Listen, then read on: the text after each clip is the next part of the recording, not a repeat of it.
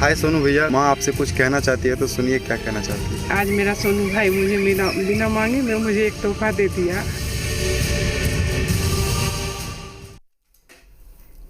नमस्कार, बहुत बहुत स्वागत है आप सभी का। आप जी बिहार झारखंड देख रहे हैं। मैं रविंद्र सिंह आपके साथ। वो शख्स जो घोर बारिश में छतरी बनकर आपको बचाने के लिए तन जाता है, वो व्यक्ति जो आंधियों के आगे चट्टान की तरह अड़ जाता है, वही होता है रियल लाइफ का असली नायक, जिसकी पहचान मुसीबत के वक्त होती है। रियल लाइफ से परे हटकर हम सब के हीरो हैं सोनू सूद। नमस्कार, मैं हूं आपके साथ प्रीति नेगी। लॉकडाउन के दौरान मुंबई की सड़कों पर एक मददगार फरिश्ते की तरह आया था। यूपी, बिहार और देश के दूसरे हिस्सों के प्रवासियों की सबसे बड़ी पीड़ा में उनके साथ कंधे से कंधा मिलाकर साथ देने वाले, इसके साथ ही वे कोशिश कर रहे थे विदेश में फंसे लोगों की वतन वापसी के लिए, जिससे जहां जरूरत थी सोनू सूद ने उनकी पूरी कोशिश की। वे जरूरतमंदों के लिए अब सोनू भैया बन चुके हैं। बिल्कुल, और ताजा मामला बिहार के माउंटेन मैन यानी दशरथ मांझी की फैमिली से जुड़ा हुआ है। सोशल मीडिया के जरिए सोनू सूद को खबर मिली कि दशरथ मांझी का परिवार आर्थिक तंगी का सामना कर रहा है। परिवार में एक बीमार सदस्य का इलाज कराने के लिए कोई आगे नहीं आ रहा था। तब सोनू भैया ने परिवार के सदस्य की तरह राहत का ऐलान करने में जरा भी देरी नहीं लगाई। तो खुद सोनू सूद, जो कि अब सोनू भैया हो चुके हैं, जरूरतमंदों के लिए हमारे साथ जुड़ रहे हैं लाइव एक्सक्लूसिव। बहुत बहुत स्वागत सोनू जी आपका जी बिहार झारखंड पर। Sir, thank you so much sir. Sonu ji, एक फिल्म जो सक्सेसफुल होती है, जो 100 करोड़ 200 करोड़ कमाती है, उसमें कलाकार को जो खुशी होती है, और एक वो व्यक्ति, एक वो शख्सियत जो लोगों की मदद करता है, और उसको जब लोगों मदद करने के बाद धन्यवाद कहते हैं, थैंक यू कहते हैं, इन दोनों ही की फीलिंग्स में क्या फर्क है? क्योंकि आपने दोनों को महसूस किया है। देखिए, मैं इन दोनों का कोई भी कंपैरिजन नहीं है। जब आप एक पर्दे पर किरदार निभाते हैं और फिल्म हिट होती है, लोगों की बहुत वाहवाही होती है, तो बहुत टेम्परेरी रहती है। वो आपने किरदार निभाया जो आप एक्चुअली हो नहीं। और फिर जब आपको ऐसा कुछ किरदार निभाने का मौका मिलता है जो आपकी रियलिटी है, जो दो लोगों के सामने लेकर आता है, तो मुझे लगता है अगर उस किरदार निभाते हुए अगर आपको वाहवाही मिले, तो वो फिल्म जो होती है वो ना तो किसी थिएटर से उतरेगी कभी, और ना ही लोग उसको देखकर कभी बोर होंगे। तो मुझे लगता है कि मैंने अपनी जिंदगी का, जब मैं मुंबई आया पढ़ाई खत्म करके, तो ये मेरी जिंदगी का सबसे इम्पोर्टेंट किरदार था, जिसको मैं निभाने में मुझे बहुत ही खुशी महसूस हुई। और मुझे लगता है कि शायद मैं मुंबई यही करने आया था जी। और जिस तरीके से सिर्फ अभी तक अगर हम रियल लाइफ की बात करें, जब वहां पर सब आपको देखते थे तो आप उनके लिए एक हीरो होते थे, लेकिन अब जिस तरीके से रियल लाइफ में जो आपका किरदार सामने आया है, आप सुपर हीरो बन चुके हैं। और अगर हम सुपर हीरो की बात करें तो पहले अगर हम देखें बैटमैन, स्पाइडरमैन, इस तरीके के सुपर हीरो होते हैं, लेकिन आपने सुपर हीरो की परिभाषा को बदल दिया है।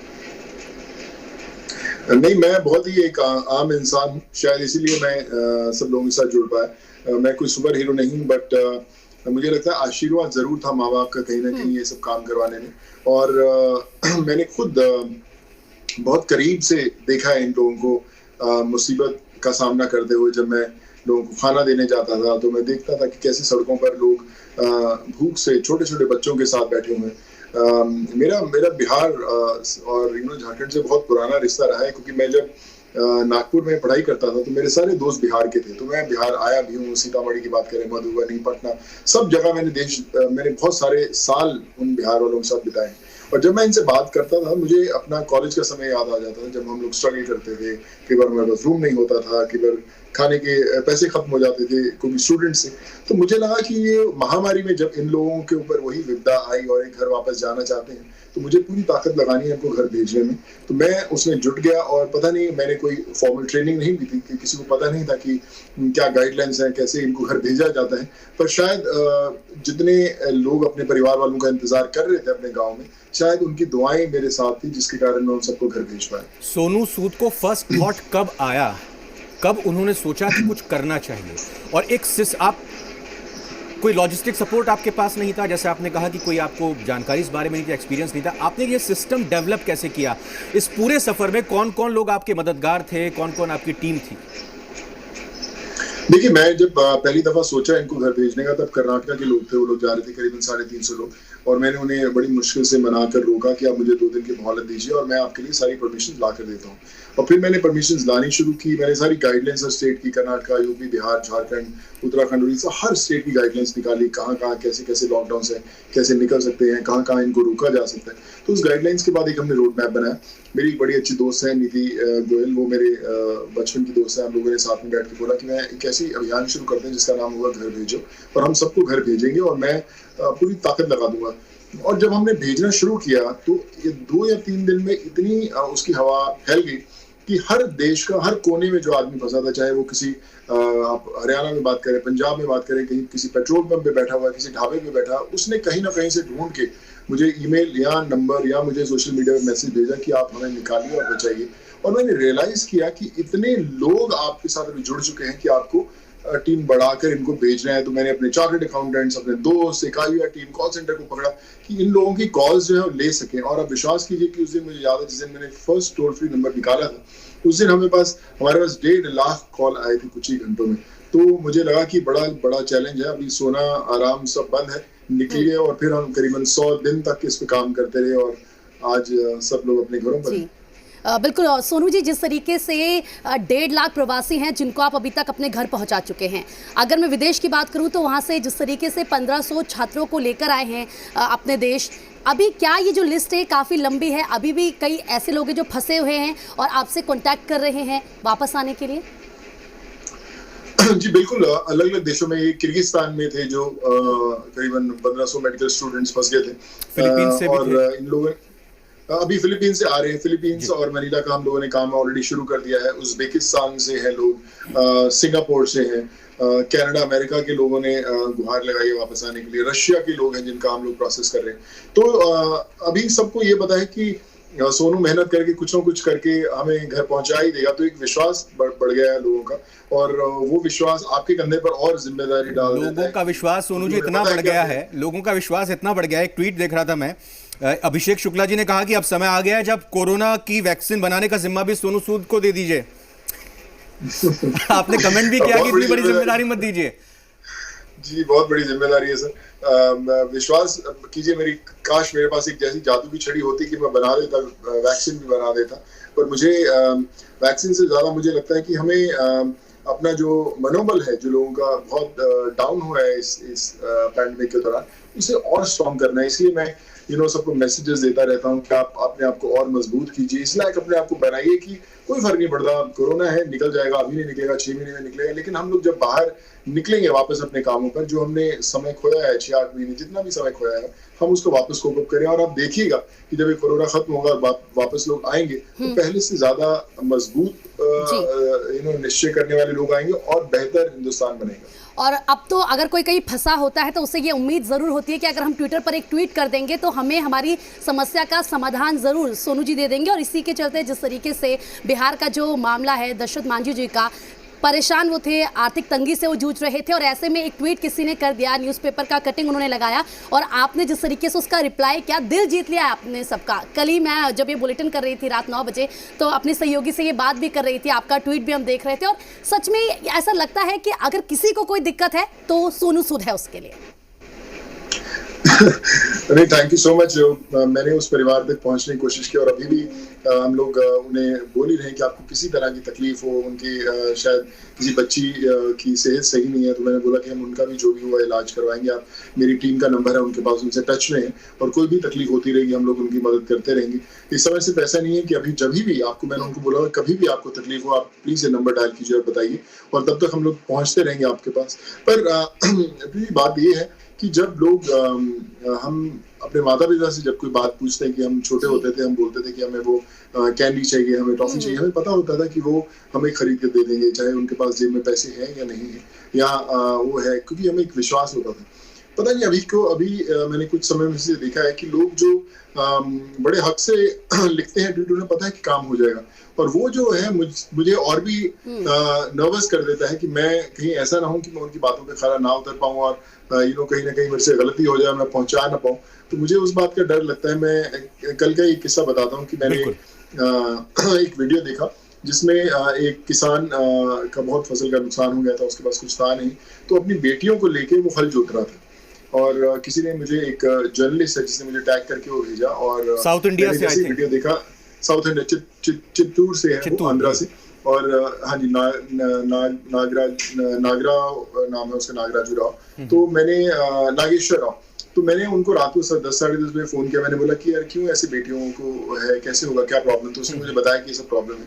तो मैंने बोला कि मैं इनके लिए, मैंने बात किया उनसे रात को 10 साढ़े 10 नागेश्वर राव से।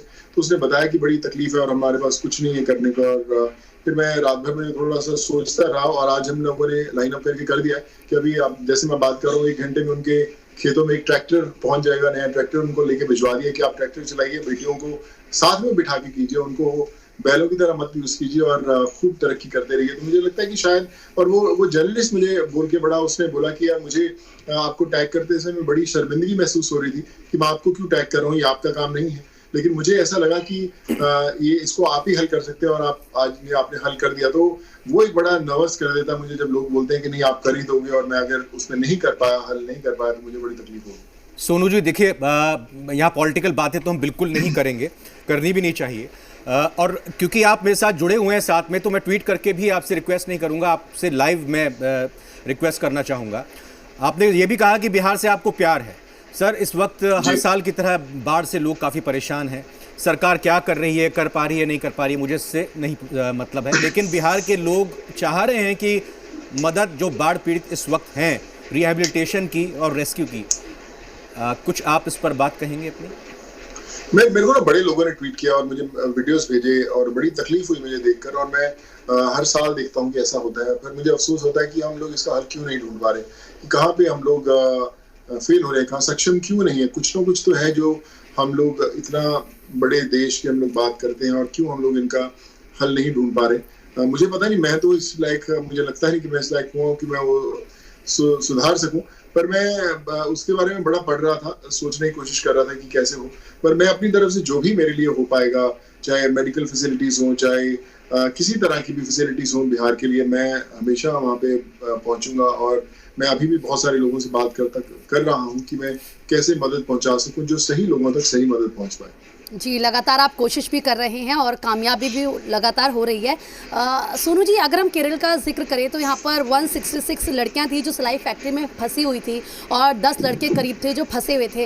रात का मुझे लगता है 3 बज रहा था जिस वक्त आपने इन लोगों की मदद की, इन लोगों को वहाँ से निकाला। 2 घंटे के लिए आपने एयरपोर्ट को खुलवाया। कैसे पॉसिबल होता है? तमाम दिक्कतें इसमें होती तो ज़रूर होंगी कि इतना जल्दी इतना कुछ मैनेज करना है जब सब कुछ लॉकडाउन है। और 3 बजे आप सोए नहीं थे या फिर जाग चुके थे तब तक? जी बिल्कुल, ये एर्नाकुलम एक जगह है कोचीन के पास जहाँ पर ये स्टिचिंग फैक्ट्री में लड़कियां और बच्चे फंसे हुए थे और काफी समय से ये लोग परेशान थे, खाने की तकलीफ थी, निकल नहीं पा रहे थे। और केरला में बहुत स्ट्रिक्ट लॉकडाउन था, भुवनेश्वर उड़ीसा तरफ। तो इन्होंने मुझे ट्वीट किया और फिर मैंने बड़ी मुश्किल से उनके लिए निकालने की कोशिश कर रहे थे कैसे इनको निकाला जाए। तो रास्ते में जो स्टेट बॉर्डर्स लग रहे थे उनके चांसेस थे कि उनको वहाँ पे रोक दिया जाए अगर मैं उनको बसेस करके देता। तो फिर हमने एक पहली दफा कोशिश किया कि क्यों ना इनको फ्लाई किया जाए। एयरपोर्ट्स बंद थे, लेकिन हमने फिर कुछ परमिशंस ली, स्पेशल परमिशंस लिए और 2-2 घंटे के लिए हमने एयरपोर्ट्स खुलवाए। और ये लोग सुबह इनकी फ्लाइट थी, 3 बजे मैंने बसेस भिजवाई। रात को मैं फोन पे था और इनको बसेस भिजवाने के बाद रात को इनको पिक करवाया, कोचीन एयरपोर्ट लेकर आया, वहां से फ्लाई किया। और जब तक वो 10:30 बजे तक भुवनेश्वर नहीं पहुंचे तो मैंने इनके साथ लगा ही हुआ था। और फिर उसमें से एक लड़की जब वहाँ पहुंची, उन्होंने अपनी दुकान खोली, उस दुकान का नाम आपके नाम पर रखा। और ऐसे तमाम लोग हैं। तालाब का भी अभी मैंने आपका ट्वीट देखा था, तालाब का नाम ही आपके नाम पर रख दिया गया है। और फिर आपने रिप्लाई भी किया है कि ज़रूर आएंगे यहाँ पर। बिल्कुल, बड़ा मैं दरभंगा में एक लेडी ने अपने बच्चे का नाम मेरे नाम पर रखा। और मुझे याद है जब मैंने उनसे पूछा कि यार आप तो श्रीवास्तव हैं, कैसे रखेंगे, तो बोले कि आज के बाद बिहार में, यूपी में, झारखंड में बहुत सारे सोनू सूद होने वाले थे, उसका नाम सोनू सूद श्रीवास्तव है। मेरे लिए बड़ा, मुझे लगता है मेरी जिंदगी का सबसे बड़ा अवार्ड था। और अभी किसी ने तालाब का नाम रखा, कोई किसी ने वेल्डिंग वर्कशॉप नाम रखा। उड़ीसा में से उन्हीं में से एक आदमी था जिसको मैं फ्लाई किया था कोचीन से। और केंद्रपाड़ा करके जगह है जहाँ पे उन्होंने वो सोनू सूद वेल्डिंग वर्कशॉप खोली। तो बड़ा इमोशनल था। मुझे उसने फोन किया था कि सर मैं ऐसा रख सकता हूँ। मैंने बोला कि जरूर रख लीजिए। मुझे लगता है मैंने बड़े सारे ब्रांड्स किए, तो मेरा सबसे स्पेशल ब्रांड वही है, सोनू सूद वेल्डिंग वर्कशॉप। और उसमें जो इमोशन और सच्चाई है और वो मेरे हमेशा दिल को बहुत छू जाती है। और बच्चों के जो इमोशंस होते हैं वो हर किसी को कहीं ना कहीं छू जाते हैं। और एक छोटी सी बच्ची हाथ जोड़कर प्रार्थना विनती करती हुई कि छत टपकती है आपने तुरंत कह दिया कि अब के बाद आपकी छत नहीं टपकेगी, वो क्या मैटर था? वो भी इधर मतलब एक एरिया है अम्बेडकर नगर जहाँ पे बड़ी तकलीफ होती है। मैंने उसके बारे में पता करना शुरू किया तो पानी की बहुत परेशानी होती है बारिशों में। मैंने फिर अपनी टीम को भेजा कि इनका पूरा छत बदलाव, जो भी करना है इनको कराओ। तो हम लोग उनके टच में हैं और ऑलमोस्ट काम कर ही रहे हैं उसके ऊपर। बट मुझे अच्छा इस बात का लगता है कि मैं ये कर पा रहा हूँ। मैं बड़ा बेबस और बड़ा दुखी होता अगर मुझे लगता कि यार ये लोग मेरे से गुहार लगा रहे हैं और मैं कर नहीं पा रहा हूँ। मुझे लगता है कहीं ना कहीं एक ऊपर वाले की शक्ति है जो मुझे मिली है, जिसके कारण मैं ये सब चीज़ें जो है सुलझा पा रहा हूँ। और सोनू जी, कहीं ये भी एक वजह तो नहीं है कि आप लोगों के दर्द को समझते हैं? जिस तरीके से अगर हम थोड़ा पीछे चले जाएं, आपके स्ट्रगलिंग दौर में अगर हम जाएं, आपकी मदर क्योंकि प्रोफेसर थी और आपने इंजीनियर के बाद ये सोचा कि चलिए अब मैं भी इसमें अपना करियर बनाना चाहता हूँ, एक्टिंग करना चाहता हूँ, एक्टर बनना चाहता हूँ। आप मुंबई गए, वहाँ पर आपने 1-1.5 साल तक स्ट्रगल किया और आपके कुछ इंटरव्यूज़ भी मैं देख रही थी, आपने ये कहा है कि पता ही नहीं चला कि ये 1.5 साल कब गुजर गए। और उसके बाद एक जूते का ऐड आपको मिला था और आप ये भी कह रहे थे कि उस जूते के ऐड में मैं कहाँ था, ये मैं आज तक ढूंढता हूँ और मैं खुद को नहीं पहचान पाता कि मैं कहाँ था। जी बिल्कुल, मुंबई की सड़कें बहुत कुछ सिखाती हैं आपको। जब मैं आया था तो मुझे लगा था शायद लोग देखेंगे, मैं किसी स्टूडियो के आगे से निकलूंगा, कोई डायरेक्टर मुझे देखेगा कि यार इसकी बॉडी अच्छी है, हाइट अच्छी है, चलो आजा तुम्हें एक्टर बना दे। मुझे ऐसा लगता था। लेकिन जब आए मुंबई में, जब आप आते हैं तो सच्चाई का सामना होता है कि आपकी तरफ कोई देखना भी नहीं चाहता। दर बदर आप ऑफिस घूमते हैं, भागते हैं, रिजेक्शंस मिलती हैं और फिर आपको जब काम मिलता है और आपको लगता है कि ये आपका बहुत बड़ा ब्रेक है और आप जब वो ऐड का हिस्सा देखते हैं और आपको पता चलता है कि आप उस ऐड में भी दिखाई भी नहीं दे रहे, तो आई थिंक वो रियलिटी चेक्स होते हैं। वो ऐसे इंसिडेंट्स और ऐसी एक्सपीरियंसेस जो होते हैं वो आपको और मजबूत बनाते हैं, वो आपको याद दिलाते हैं जो जिंदगी के सफर पे आप निकले हो इतना आसान नहीं है, लंबा जरूर है लेकिन टिके रहना, मंजिल मिलेगी जरूर। Sonu Sood, outsider versus insider की एक बड़ी बहस छिड़ी हुई है इस वक्त बॉलीवुड में और आपने ट्वीट करके अपनी राय भी इसमें रखी है। As a film star Sonu Sood को किस तरह की दिक्कतें, परेशानी, स्ट्रगलिंग पीरियड से लेकर अभी जब आप स्टेब्लिश हो चुके हैं उस दौरान आपको सामना करना पड़ा? देखिए, आउटसाइडर और इनसाइडर्स की डिबेट कभी खत्म नहीं होगी। चाहे वो इंडस्ट्री की बात करें, चाहे वो आपकी इंडस्ट्री की बात करें, कॉर्पोरेट की बात करें, हमेशा जिसकी जो जान पहचान है वो अपना रास्ता ढूंढ के जल्दी पहुंच ही जाएगा मंजिल तक। ये हमेशा होता है, हमेशा होता भी रहेगा। इंडस्ट्री में थोड़ा सा ज्यादा इसके बारे में चर्चा होती है क्योंकि सक्सेस के जो दायरे हैं बहुत बड़े हैं, बहुत दूर तक उसकी आवाज जाती है और लाखों लोग हर रोज आते हैं इस इंडस्ट्री में आने के लिए और बहुत ही चंद कुछ गिन के आप उंगली पे 5-10 लोग बोलेंगे जिनको एक्चुअल सक्सेस मिलती है। तो इसलिए ज्यादा इसकी आवाज गूंज जो है इसकी ज्यादा है। लेकिन आप ये जरूर मानिए कि अगर किसी का बेटा है, बच्चा है, तो वो तो एक फोन मारेगा, उसकी ऑफिस में एंट्री हो जाएगी और जो नया आएगा उसको उस ऑफिस में पहुंचने में सालों लग सकते हैं। ये हमेशा था, हमेशा रहेगा भी। और मैं इसीलिए बोलता हूँ कि सब लोगों को, जो लोग भी आना चाहते हैं इंडस्ट्री में, कि आप ये सोच के आए कि ये है यहाँ पर। आप इतने आपको अपने खुद को मजबूत करके आइए कि आप लोगों के लिए एग्जाम्पल सेट करें कि देखिए मेरी कोई पहचान नहीं थी लेकिन मैंने अपना यहाँ पर मुकाम बनाया। अगर आपके अंदर इतना दम है तो आइए, नहीं तो आप अपने शहर में कोई ना कोई बिजनेस खोलिए, दुकान खोलिए, कुछ भी कीजिए। मेरे फादर की कपड़े की शॉप थी, मुझे भी बोला गया था कि तेरे को कोई जानता नहीं, पहचान नहीं, कहाँ से इंडस्ट्री में तेरे को मौका मिलेगा। लेकिन मैं आया और माँ बाप की दुआएं थी जिसके कारण मैं आज आपके सामने बैठा हूँ। मैं सब लोगों को ये बोलता हूँ, मुझे बड़े लोगों ने बोला कि जब मैं नया आया कि यार सोनू एक्टर नहीं बन सकता, मत कर, टाइम वेस्ट मत कर। बहुत लोगों ने बोला।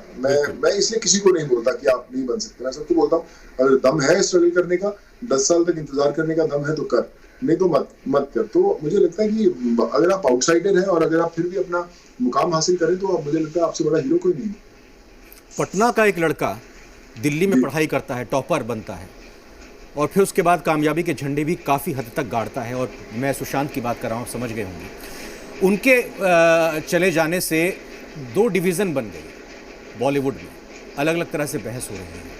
आपको क्या लगता है, मैं इसको कुर्बानी कहूँगा जो सुशांत ने किया है, क्या लगता है आपको कि सुशांत के चले जाने के बाद चीज़ें सुधरेंगी? क्योंकि जो एक खुलकर अब बहस हो रही, जो दबे छुपे कहीं ना कहीं हुआ करती थी, अब खुलकर सब कुछ सामने हो रही है। देखिए, मेरा ऐसा मानना है कि इस प्रॉब्लम का हल बहस नहीं है, इसका सॉल्यूशन है सच्चाई का सामना करना। जब आप लोगों से बहुत उम्मीदें करते हैं तो आपको पता चलता है कि लोगों से जब आप बहुत उम्मीदें करते हैं तब आपको पता चलता है कि उम्मीदें ना रखें, खुद ही अपना रास्ता बनाए। जो सुशांत का एपिसोड था बहुत ही दुखदायी था। आज भी मेरे साथ एक्सरसाइज करते थे सुशांत और मैं उनको अच्छी तरह जानता भी था, लेकिन दुख होता है कि ऐसा कैसे हो गया। आप विश्वास नहीं करते कि आपके बीच का एक कलाकार अचानक गायब हो गया है आपकी जिंदगी से, और एक ऐसा एग्जाम्पल छोड़ गया लोगों के लिए। जो बहुत सारे परिवारों के जो लोग हैं वो अपने बच्चों को भेजते हुए डरेंगे कि देखो इंडस्ट्री अच्छी जगह नहीं है, ये देखो क्या हुआ उसके साथ, तो हम तो अपना बच्चा नहीं भेजेंगे। ऐसा बहुत लोग सोचेंगे। लेकिन मैं उन सब परिवारों से यही कहना चाहूंगा कि ये इंडस्ट्री बहुत कमाल की जगह है, सिखाती बहुत कुछ है, लेकिन आप अपने बच्चों को ये विश्वास दीजिए कि आप उनके साथ हैं। आप बने या ना बने, कामयाब हो या ना हो, लेकिन हम आपके घर के जो दरवाजे हमेशा आपके लिए खुले रहेंगे। आप जाइए और जरूर कीजिए। और अगर आप बात करें दो परिवारों की, अगर इंडस्ट्री बढ़ चुकी है तो आंखें तो बहुत लोगों की खुली है कि टेक फॉर ग्रांटेड नहीं ले सकते किसी के कोई भी एक इंसिडेंट को आप इतनी जल्दी भुलाया नहीं जा सकता। अब ये कितनी देर तक उसका असर रहता है ये हमें आने वाला समय बताएगा। एक चीज और, क्या मैं रोक रहा हूं आपको, क्या वाकई में एक्टर्स डरते थे, अब तक डरते आए हैं क्योंकि उनको लगता है कि अगर मुंह खोलेंगे, बात रखेंगे तो फिर उनको काम मिलना बंद हो जाएगा? देखिए मुझे पता नहीं कि काम, देखिए हर किसी की सोच है। कोई एक्टर बोलता है कि मुझे कोई फर्क नहीं पड़ता, मैं तो बोलूंगा। कोई एक्टर बोलता है कि यार बोलने से कुछ हल नहीं होने वाला, क्यों बोलना है। कोई आदमी सिर्फ पर्सनली बात करता है, पब्लिक प्लेटफॉर्म पे नहीं बात करता। तो ये सबकी अपनी अप्रोच है इस मुद्दे को लेकर। लेकिन अगर आप बात करें, सब लोग कंट्रोवर्सी से दूर भागते हैं, बोलेंगे कि अगर हमने किसी के बारे में बोला तो लोग कहेंगे कि क्यों आप बात करते हैं। तो ये एक बड़ा एक ऐसा सवाल है जिसका जवाब किसी के पास नहीं है, लेकिन एक इंडिविजुअल उस समय आप कैसा रिएक्ट करते हैं उसके ऊपर है। बट हाँ, लेकिन ये जो पूरा इंसिडेंट हुआ है, जो भी डिबेट्स हुई, लोगों ने बातें की, लोगों ने अपना मुद्दा आगे रखा, उसने चौकन्ना जरूर कर दिया लोगों को कि आप अपने टोस पे रहिए, आप हमेशा तैयार रहिए किसी भी चीज का सामना करने के लिए। Just don't take anyone for granted. वो पक्का ही सच्चाई का सामना जरूर हुआ है। जी सोनू जी, इस पूरे मामले में अगर मैं एक और सवाल आपसे पूछूं, क्योंकि पूरा देश इस वक्त एक ही मांग कर रहा है कि पूरे मामले में सीबीआई जांच होनी चाहिए, क्या आपको भी ऐसा लगता है? देखिए मुझे पता नहीं, मैं देखिए बहुत पढ़ता, मैं सोशल मीडिया पे पढ़ता हूँ सीबीआई जांच होनी चाहिए। मुझे पता नहीं कि टेक्निकली वो कितना जरूरी है या नहीं है। एक्चुअली पेरेंट्स ने भी, उनके फादर ने भी कहा है कि मतलब संतुष्ट नहीं है अब तक जो जांच हुई है। देखिए पेरेंट्स का हक बनता है करने का, मेरा हक नहीं बनता है बोलने का। मेरा हक बनता है कि मुझे दुखी है, मैं बहुत दुखी हूँ, मुझे दुख होता है। मैं पब्लिक प्लेटफॉर्म में क्यों शो करूँ? मैं घर में अकेला बैठूं, मैं दुखी हो सकता हूँ कि मुझे, पर दुख इस बात का है कि जो लोग कभी मिले भी ना हो, कभी आप जानते भी ना हो उनको, आप पहचानते भी ना हो, और जो इंसान जा चुका है, आप उसको पब्लिक प्लेटफॉर्म पे उसके बारे में बार बार डिस्कस करके, उसको एक डिबेट का हिस्सा बना के उस पर चर्चा करना बहुत ही दुखदायी बात है, नहीं होना चाहिए। एक परिवार का एक जो मेंबर चलेगा, आप सोचिए जब उसके पेरेंट्स देखते होंगे कि ये लोग जो बातें कर रहे हैं, टीवी पर बातें कर रहे हैं हमारे बेटे के बारे में, कौन है ये लोग, कहाँ थे ये लोग जब वो था? कभी किसी ने फोन किया था उसको, कभी किसी ने मिलने गया था उसको? नहीं।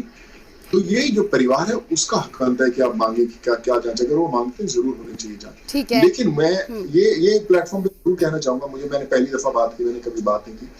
जो लोग डिबेट करते हैं इस चर्चा को लेके, उन्हें कोई हक नहीं पहुंचता उसके बारे में बात करने का, क्योंकि वो उसके लिए क्वालिफाइड ही नहीं है बात करने के लिए।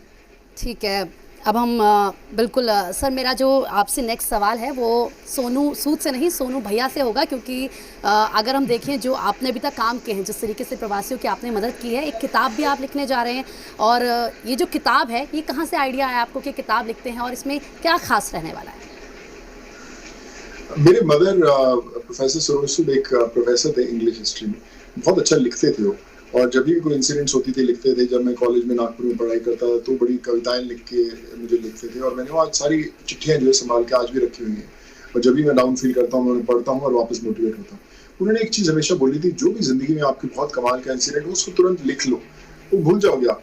फिर आप कभी जब वापस बहुत सालों बाद आप वापस उन पन्नों पर जाते हो तो आपको वो यादें बहुत स्पेशल हो जाती है आपके लिए। अरे मैं इस तारीख को गोवा गया था, मुझे याद है मैं मम्मी की कई बार डायरी पढ़ता हूँ, उसमें क्या एक हर फोटोग्राफ के पीछे लिखते थे मैं आज गोवा में अपने बेटे के साथ आई, उसकी फिल्म की शूटिंग चल रही थी, मेरा बड़ी इच्छा थी गोवा आने की, और आज जब मैं गोवा आई तो मेरे बेटे ने वो सपना पूरा किया। मैं आज बहुत खुश हूँ।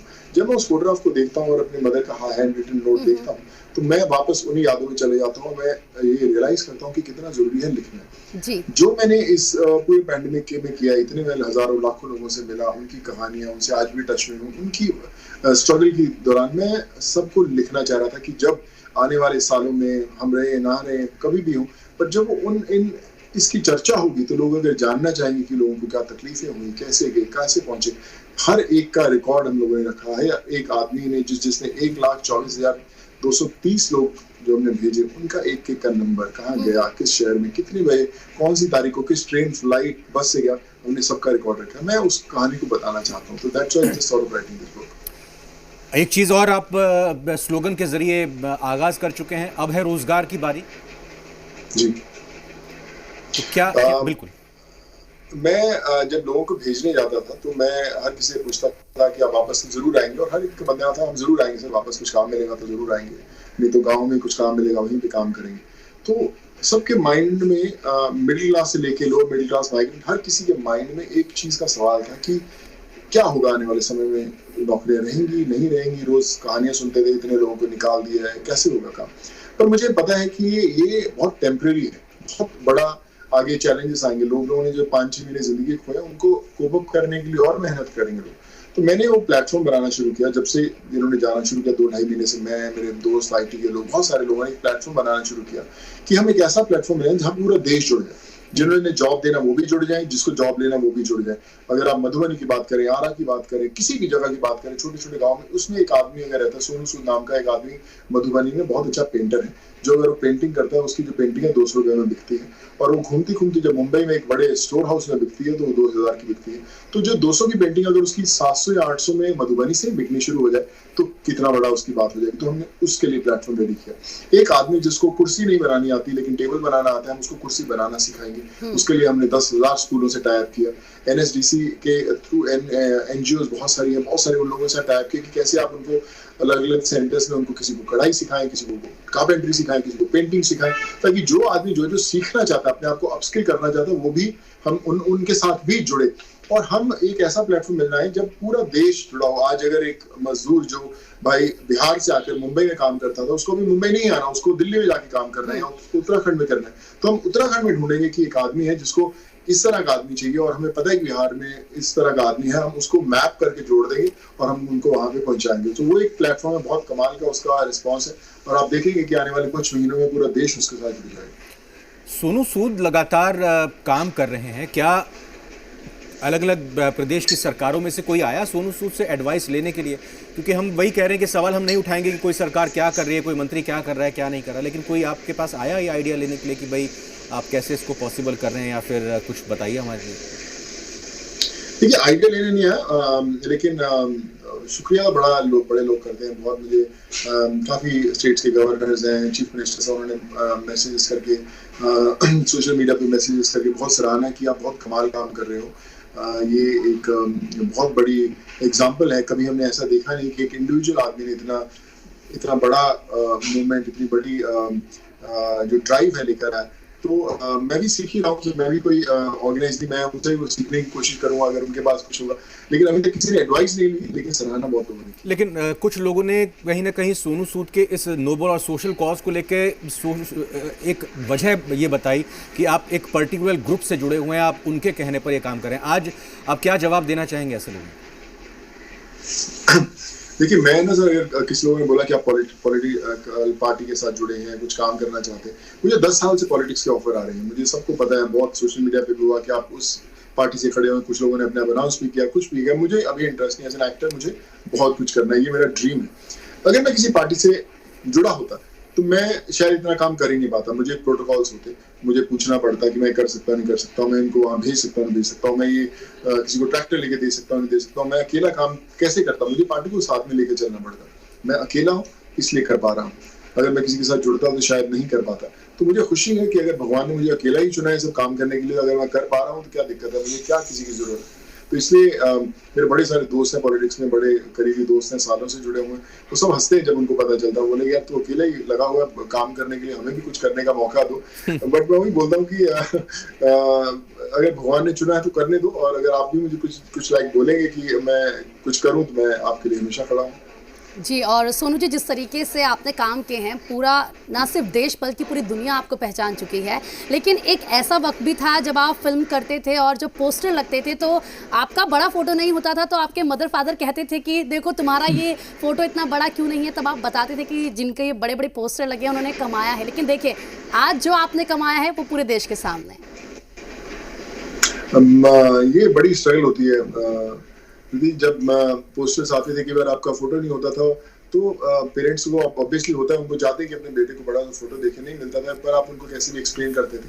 पर वो एक चीज हमेशा जरूर बोलते थे कि देखना एक समय ऐसा आएगा कि जब कोई मुकाबला नहीं कर पाएगा तेरा, तो अपनी सच्चाई पे चलता रहे और होगा। और मुझे आज जब मैं आपके सामने बैठा हूँ तो मुझे उनकी वो बात याद आती है। आज वो है नहीं है यहाँ पर, मुझे लगता है कहीं ऊपर से शायद उन्होंने ही ये कुछ जादू की छड़ी घुमाई है जिसके कारण मैं सब कुछ कर पाया। पर आज अगर आप देखें जो मुझे प्यार मिलता है हर रोज लोगों से, वो मैंने इतने सालों में पूरी जिंदगी में कभी एक्सपीरियंस नहीं किया। बहुत लोगों ने फिल्में पसंद की, मिलने आते हैं, फोटोग्राफ खिंचाते हैं, पर ये जो अभी एक्सपीरियंस किया है वो अनरियल है, वो बहुत कमाल है। मैं अभी किसी बिल्डिंग में जाता हूँ, किसी की छोड़ने के लिए गाड़ी में, जैसे वहाँ वॉचमैन होते हैं फटाफट आते हैं, उनकी बॉडी लैंग्वेज अलग है। पहले भी बहुत अच्छी थी, लेकिन अभी उनकी आंखों में दिखता है कि सर आपने मेरे भाई को बिहार भेजा था, सर आपने मेरे घर वाले को झारखंड भेजा था। हमारे वाले बंदे, उनको एक अपनापन एक जुड़ गया है, उनको ऐसा लगता है कि हमारा ही है बंदा। वो जो है वो किया नहीं जा सकता, कमाया नहीं जा सकता, वो हो जाता है। तो मुझे लगता है कि वो मेरे साथ हो गया है। सोनू सूद, जब कोई एक क्रिकेटर या कोई एक खिलाड़ी अपनी फील्ड में अच्छा प्रदर्शन करता है देश के लिए, तो उसको बहुत सारे विज्ञापन मिलने लगते हैं। ये हम सभी जानते हैं कि सोनू सूद का इस नोबल कॉज में कोई मकसद नहीं है, कोई लालच नहीं है, लेकिन सोनू सूद का जो करियर है एक्टिंग का, उसमें क्या आपको इस नोबल कॉज के बाद कुछ आपको ज़्यादा ऑफर्स आ रहे हैं, अलग तरह से ऑफर्स आ रहे हैं? कैसे आपकी, अगर हम फिल्मी इस वक्त प्रपोजल्स को देखें या फिर आपके जो आगे जितने भी प्रोजेक्ट्स हैं उस पर बात करें, क्या उसमें कुछ फ़र्क पड़ता देख रहे हैं आप?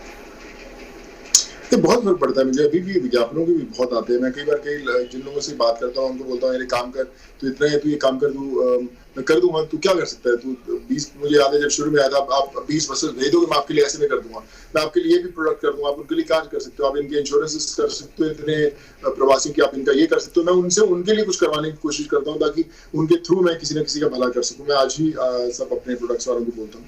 फिल्मों के ऑफर बहुत आते हैं, लेकिन मैं विश्वास मानिए मेरे पास समय नहीं मिलता पढ़ने का।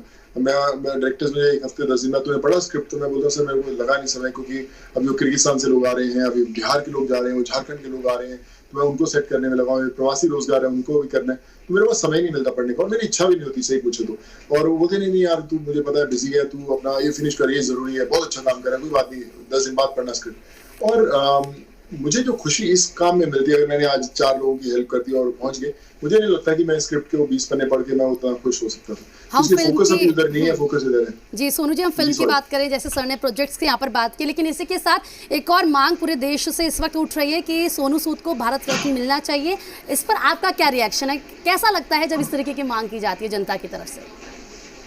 देखिए, मुझे रोज मिलते हैं भारत रत्न, हर रोज मिलते हैं। मैं सुबह जब खोलता हूँ ट्विटर, बहुत सारे भारत रत्न होते हैं मेरे पास। कोई अपने बच्चे का नाम मेरे नाम पर रखता है, कोई तालाब का नाम, कोई दुकान का नाम, कोई नई नई चीजें बोलता है, कोई बोलता है मैं आपके नाम पे स्कूल खोल रहा हूँ, कुछ है। तो जो प्यार मिलता है ना, वो सब रत्नों से ऊपर है। मुझे पता नहीं कि क्या आप डिजर्व करते हैं, नहीं करते हैं भारत रत्न, या आप लोग एक्नॉलेज करेंगे या नहीं करेंगे, पर आज जो आपको मिला है वो दुनिया के हर भारत रत्न से ऊपर है। और मुझे पता नहीं कि क्या मैं डिजर्व करता हूँ, जो मैं डिजर्व करता हूँ मुझे मिल जाएगा। मुझे याद है कि जब मैंने इतनी फिल्में की, 15 नॉमिनेशन हो चुके हैं, हर फिल्म में नॉमिनेट होता था, best actor, best supporting actor, best negative role मिलता नहीं था। बड़ी बार स्पीच अपने हाथ जेब में लेकर जाता था। और लोग बच्चे अपने बच्चों का नाम आपके नाम पर रख रहे हैं। प्रीति, एक सवाल पूछे उससे पहले, कुछ बच्चे आपके लिए लाइन लिख रहे हैं, ऐसी बातें कर रहे हैं, मैं बताना चाहूँगा यहाँ पर है पाप विश्व में जाग गया, डर कर सत्य है भाग गया, गया योद्धा इसमें कूद, नाम है जिसका सोनू सूद, वायरस के इस मकर जाल में घर पहुंचाया सबको हर हाल में। अब सवाल प्रीति का भी सुनिएगा। बिल्कुल, मेरा सवाल ये है सर, जिस तरीके से लगातार हमने देखा है जो कानपुर वाला केस था और इस पर वेब सीरीज बनाने की बात की जा रही है, लेकिन चर्चा का विषय ये है कि ये कहा जा रहा है कि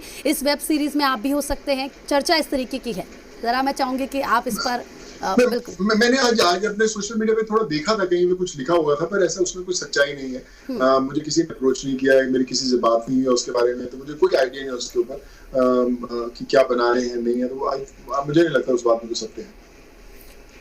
अच्छा, बॉलीवुड के लिए तो सोनू सूद हैं भाई, बताइए कि आप सोनू सूद जब आपको लोग बोले तो ज्यादा अच्छा लगेगा या सोनू भैया बोले तो ज्यादा आपको कानों को आनंद आएगा? सोनू भैया बेटर है। सोनू सूद तो बोल ही रहे हैं, जो नाम था वो आप था, पर आई थिंक सोनू भैया जो मैंने कमाया है, जो भी कमाया है वो लोग उससे ड्रेस करें तो मुझे लगता है रिश्ता ज्यादा मजबूत हो जाता है।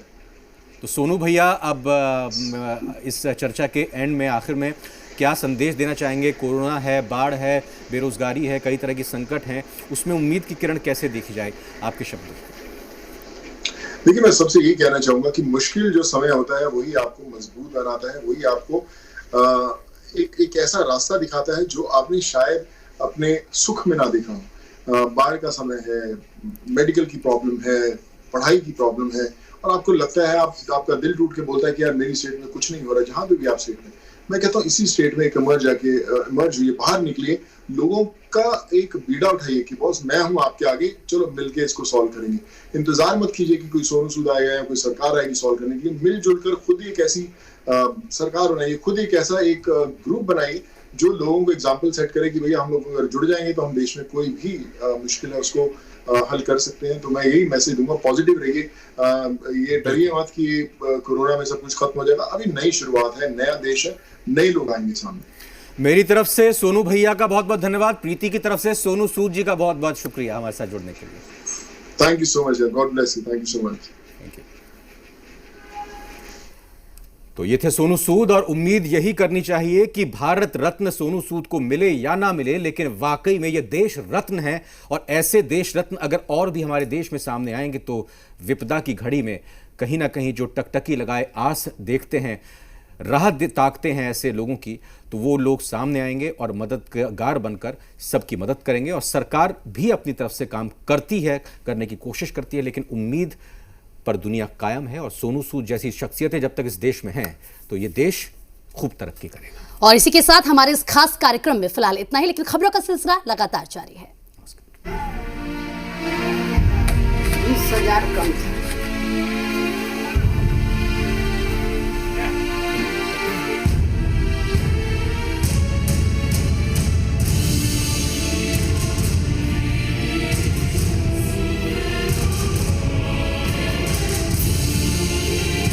हाय सोनू भैया, माँ आपसे कुछ कहना चाहती है तो सुनिए क्या कहना चाहती है। आज मेरा सोनू भाई मुझे बिना मांगे मुझे एक तोहफा दे दिया।